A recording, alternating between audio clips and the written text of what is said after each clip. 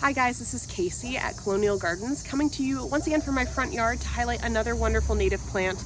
This is white turtlehead, and we have it at the store growing in our monarch way station, but the specimen at my house is one of my favorites. It's in full bloom right now, so here in the middle of August, I just wanted to highlight white turtlehead.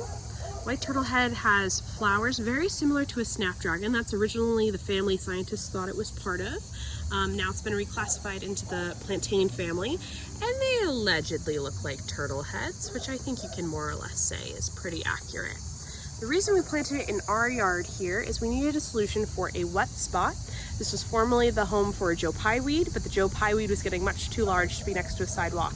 So we wanted to pick something like turtlehead that gets 2 to 3 feet tall and is clump forming, so it does well in the garden without being too aggressive. So we planted this one in the springtime from a 1-gallon nursery pot, and you can really see just how fantastically it has grown in. This is at the end of a drain spout, so it does tend to be wet, and this plant is naturally found in boggy locations or along stream sides, and sometimes in woodland settings. So this is the east side of our house, so it gets part sun, mostly morning sun, and is shaded in the afternoon, and that's a perfect spot for something like white turtlehead. You can go shadier, but you're gonna get floppier stems, and you can go a little sunnier. It does tolerate full sun conditions, though I have seen a little bit of leaf burn on some individuals. So this part sun location has really given us a really gorgeous full plant. And as it establishes over time, it will spread slowly through rhizomes, although I expect it not to spread as aggressively as some things like mountain mint or bee balm.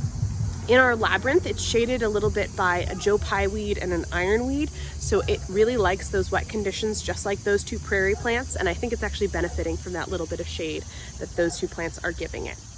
This plant is a pollinator magnet. It definitely brings in bees, hummingbirds will visit it, butterflies as well, and it is the host plant for 2 species of butterflies, both the Baltimore checker spot and the common buckeye.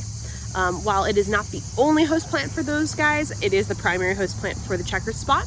So here in our garden, we're really trying to tailor our plant choices towards our native pollinator species, and that means picking native plants that they're going to use to lay their eggs on. So hopefully in the next couple years, maybe we'll have some visitors out here, but even without them, this plant has really come into this beautiful bloom here in the middle of August. I'm very happy with how it turned out. This is the straight species version of white turtlehead, a native plant here to Pennsylvania and much of the eastern and central United States, found in boggy locations, great for wet soil, great for part sun conditions, and a really excellent addition to even a front yard like it is right here.